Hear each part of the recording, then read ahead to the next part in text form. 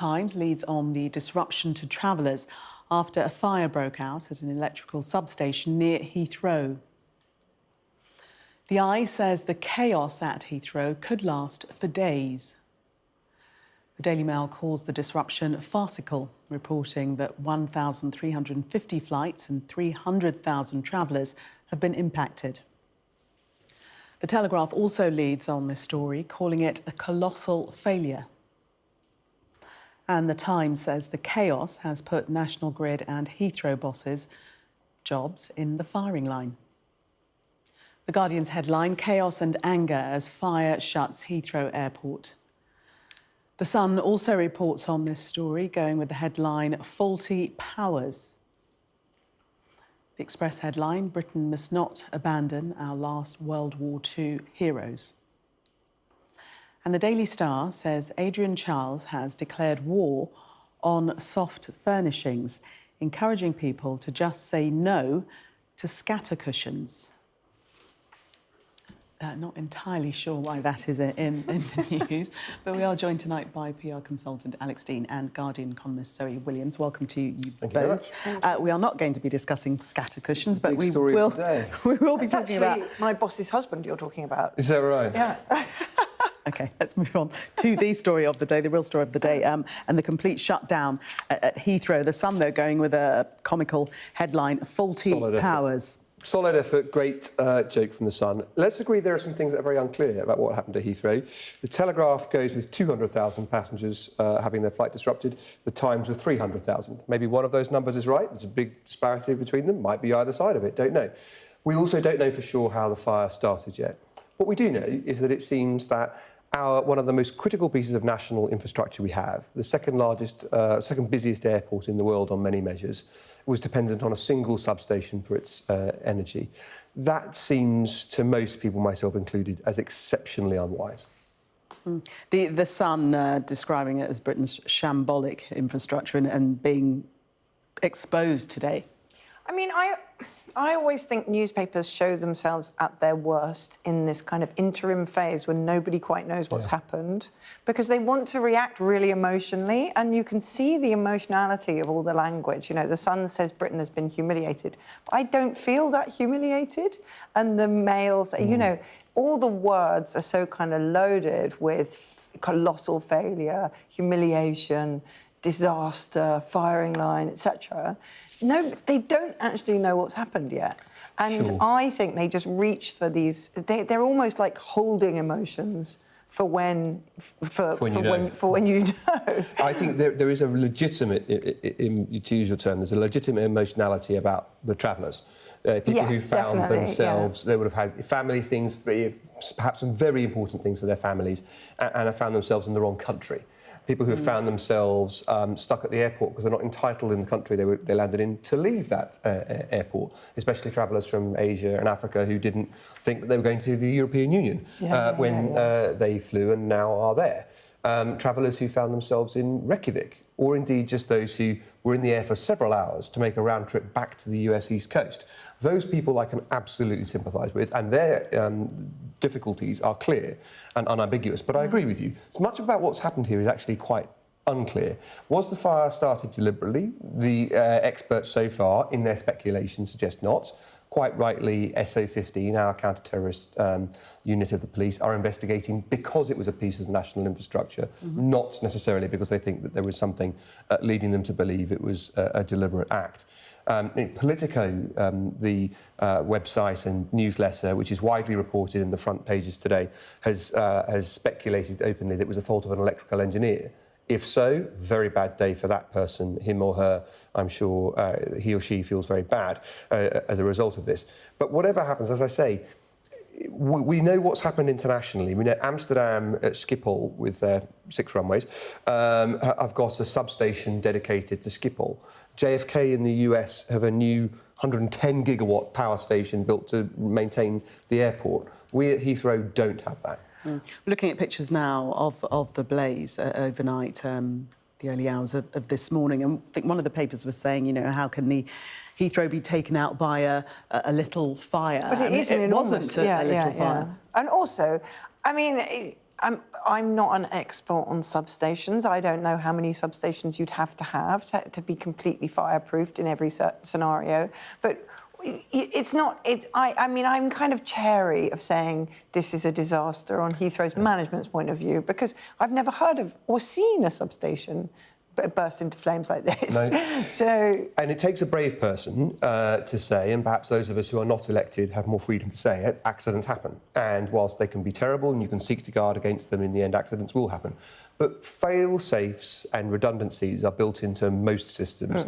So we know now, if we didn't before, that there is a backup power facility at Heathrow for air traffic control, as you would expect. There's a diesel backup that runs for that. But much of the rest of Heathrow's power is dependent upon the grid, and that is what failed.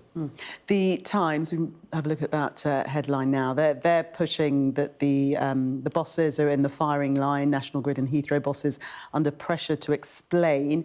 Is that an exaggeration, do you feel? I doubt Zoe? anybody's going to be fired over it, I have to say. It just seems very unlikely. You know, if you look at something where they've actually proved the bosses to have been at fault or deliberately have ignored things, and they still don't get fired, it would be really strange. But, you know, there's definitely a kind of... I completely take your point about disrupted travel plans, because when you go into an airport, it's a state of powerlessness that you never know in any other circumstance. You're like, you know, herded around. You have to do exactly what you're told. You can't be 30 seconds late. It's a real kind of infantilizing position to be in. So when the grown-ups aren't actually in charge, your reaction is quite intense, I think, even besides however important the thing you were flying to was. We do have Willie Walsh in the Times. He's been quite critical, the former boss of British Airways, saying the incident was yet another case of Heathrow letting down both travellers and airlines. And there have been in the articles speculation that the infrastructure wasn't up to date and was below par. And Willie Walsh goes on to say that what we've been discussing, how can it be that something of Heathrow's importance is dependent on this one station? We do know a few speculatory things that are being pointed to. Perhaps it's human error, as Politico have speculated. One learns that these substations use a form of oil as a coolant. And some 25,000 litres of oil are going round this substation to cool the facility. And it's speculated about on the front of the Times that may have ignited. Well, if that's the case, is it a design flaw? Is it out of date? Was there some awareness of this already? I'm sure that people will be probing, because when this sort of thing happens, it can be very bad, as we've seen. If it happens a second time, you can argue that it was foreseeable and there is some consequential loss and people wind up owing an awful lot of money. At the moment, passengers are not entitled to compensation for what's happened. You are entitled to get your money returned when you've had to rearrange your travel or book onward journeys, but you're not entitled per se to compensation for the event. Second time round could be very different. The thing is, though, with the compensation structure, is that the actual delays are quite well compensated, but if they're the fault of the airline. But it all comes down on the airline, and I think that's why Willie Walsh is so trenchant about this, because Heathrow never really has to front up anything. I mean, I can't think of the regulation which says it's the airport's fault rather than any of the carriers. So there's probably a sense that a lot of airlines will have to tap into their insurance packages to pay people back just for delays. And people will be covered to a certain extent by their travel insurance. One of the things that your reporting has shown is that people who would try and get, say, a £200 flight back from a part of the UK or the near continent find that the price has shot well north of that. Supply and demand, and suddenly 300 people you weren't expecting at this airport get off one plane and try and get back to the UK. Well, if you've got a flexible pricing model, it's only going to go in one direction, isn't it? Also being reported that hotel prices have increased as well. That poor guy whose hotel... Did it go up from £19 to $449? Good grief. I didn't see that example. What a shocker. I mean, it's really bad. Zoe and Alex, we're going to leave that for the moment, take a break. Do stay with us. Coming up, we'll be discussing this on the Financial Times. Chancellor Rachel Reeves lines up £10 billion of cuts and plans to plug the fiscal hole. We'll be back with that story and others. Do stay with us.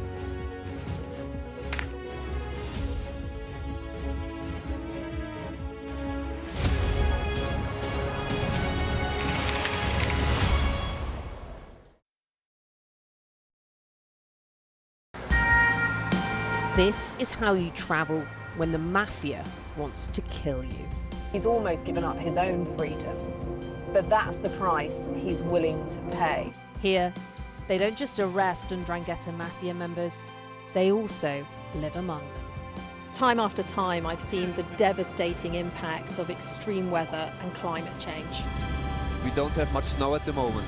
They've had a warm spring and exceptionally hot summer, and that means they're expecting to lose more than 3 times the amount of ice than they usually do. Flames are still forcing people from their homes and leaving many questioning their futures. Here was my life. We have nothing. I can't say anything, it's so sad.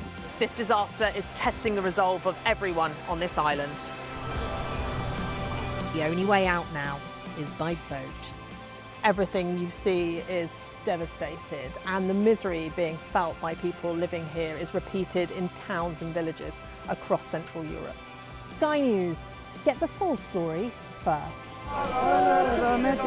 Turkey is burying its dead. The loss is profound. Whole families died in this collapse, generations wiped out. The violence has penetrated the heart of the city rather than being contained to the estates around the edge, and that speaks to the level of anger being felt here. In Sweden, police have seized a lethal stash. This is just a small sample of the deadly arsenal taken off the streets. This is an example of an advert, really. Anyone of any age could say, I'll do that for £1 million, and then have to go and shoot someone. Yes. I'm Siobhan Robbins, Sky's Europe correspondent based here in Berlin. We're going to do this 100 times every day for the next 3 months. Why have we agreed to this? Raises many questions about many things. Actually seeing people impacted, she was so upset. It was powerful. They kind of couldn't believe they were being berated here. Very much on my terms, I think was the subtext. News happens fast around Donald Trump. It was a kind of wow moment. Yeah, that's what it feels like, doesn't it? It's Trump world, and we just live in it. So, where next? Follow Trump 100 wherever you get your podcasts. We've got your Sunday mornings covered. From the front page and the sounds of the streets to the voices of the people who make the major calls and big picture politics beyond Westminster. We'll put you at the heart of our story. I'm ready. Are you? Join me, Trevor Phillips, Sunday mornings on Sky News. We're rolling. Welcome to the world. Our new podcast, starting now. It's very exciting. Every week, we'll be reporting from the world's trouble spots. We get to hold those in positions of power accountable, and we get to ask the questions that the audience, the listeners, want to know about. And that's why it is so important that people tune in, come along for the road, come along for the journey. It'll be fun. Welcome back. You are watching the press preview. Still with me, Alex and Zoe, taking us through the papers. Let's start this section with the FT. Front page, Rachel Reeves, woman of the moment, set to outline more than £10 billion of spending cuts in next week's spring statement. Alex. Pretty well-informed piece from the Financial Times. One wonders where they get their information. Could it be a test balloon from Number 11, seeking to see what the public makes of it? George Parker, long-standing reporter, giving us the news from Number 11 that Rachel Reeves is going to make these kinds of cuts, which she will have to do if she's going to stick to her self-imposed fiscal rules, which she and Keir Starmer believe are vital if Labour is to maintain its credibility. After all, one of the main things they went into the election saying was the Conservative Party had tanked the economy, they were going to turn it around and it would be safe under their watch. As we saw from the polling that your station was reporting just before we came on air, confidence in the Chancellor's management of the economy amongst the general population is significantly down from the election as it was under the last government. The trouble for Rachel Reeves is that with the OBR's projection of growth halved for 2025 and growth so far down significantly and the costs of borrowing up, Her ability to move, given those fiscal rules, is really slight. So she's going to have to make some cuts somewhere. I've been reading about that headroom, and it's slimmer than ever now, isn't it? Well, it's really interesting because when you look at her disapproval ratings, which are, everybody's right, they're massive, nobody approves of her. The problem with that is that it's impossible to disaggregate the people who disapprove of her because she doesn't seem in control of what's going on, and the people who disapprove of her because she's pinning this on exactly the people that the Labour Party came into power saying they were going to protect and lift up. So it's extraordinary to watch them talk about taking away personal independence payments, to stripping them from whole segments of society, you know, people under 23 with mental health conditions, as though it's impossible to have a severe mental illness under 23, which is absolutely fanciful. So it's really, carers and the people they care for were already at breaking point. There was a horrible study done by Birmingham University which showed that 40% of carers had considered suicide in the past 12 months. It's so hard. And then you have Rachel Reeves saying she's going to get £5 billion worth of cuts from those people. And you know, I profoundly disagree with her, but I don't disagree with her for the same reasons as, you know, maybe you do. But she's managed to ally us against her. Well, I mean, I've seen some Labour backbenchers with great ambition saying this is precisely why they went into politics, to make these kinds of changes to the system. And you think, my gosh, there are no limits to ambitions. Because plainly, that's not what you said to the people who selected you. And I dare say it's not what you said to the people who elected you either. But look, one sympathises with her on one view, because we've got about 800,000 more people on some form of sick benefit than we did before the pandemic. And I think most people would say we don't have that many more sick people in that short period of time. Yeah, but most people don't know, you know. When you're trying to analyse figures like that, it's really good to ask people who know. And there's really good evidence on what those 800,000, what that 800,000 rise is. Partly it's long COVID, which I'm sure you accept is a real thing, and partly it's severe mental illness. Now, you might wish it were otherwise, and you might say, you might well say severe mental illness is socially determined, and therefore it's not all within the individual. But what you can't do is just wish it away by taking the benefits away. But do you think it's genuinely? I mean, I know that if you're on sick leave, very often, or sick benefits, the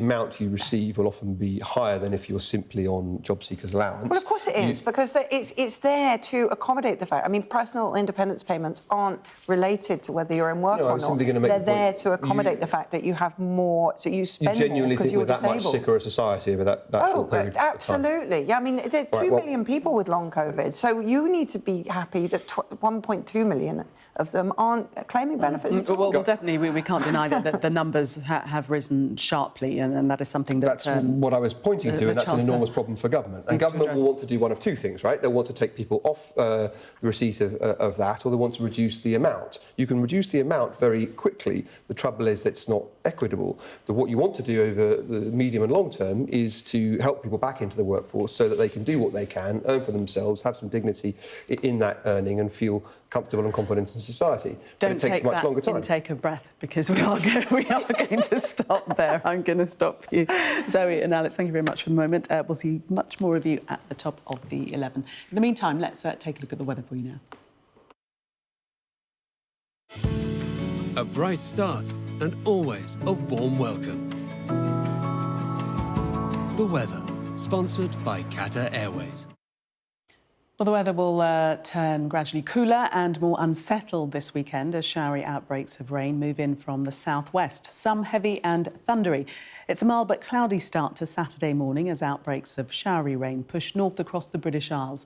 Brisk winds will affect coastal areas, especially the northeast and the southwest.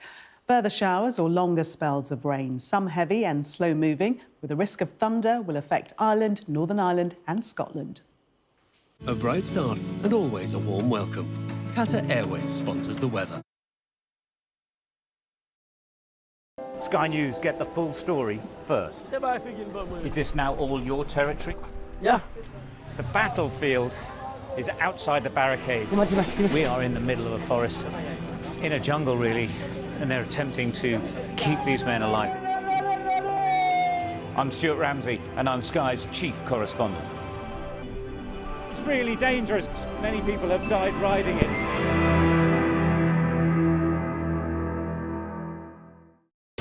We are under Israeli military restrictions in terms of some